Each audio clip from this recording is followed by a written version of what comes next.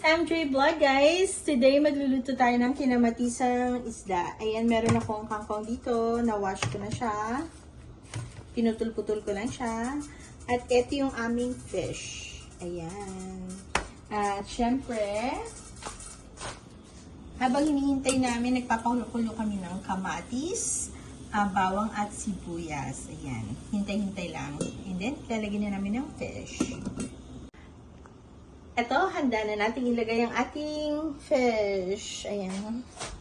Hinintay ko lang talagang mag-melt yung kamatis. Ayan, lagyan na natin ang isda. Ayan. Okay guys, so ready na natin ilagay ang ating gulay. Ayan, kangkong. Serve nito guys, ayan, ng aming fish kumukulo. So, lagyan natin yung ating gulay.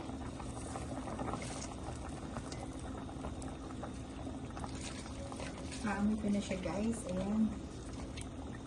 Madaming gulay talaga nilagay namin kasi gusto ko marami talaga ang gulay.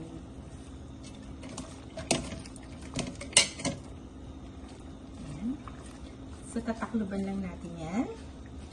Siguro mga 2 minutes. Diba? Kasi madali namang maluto ang gulay. Lutuin lang natin. Ayan. Takluban natin. Luto na ang aming gulay na ang kangkong na kinamatisang fish na may kangkong, guys. Ayan. Inat na yan. Baka ma-overcook ang gulay. Patayin na natin. And thank you guys for watching. Like and subscribe.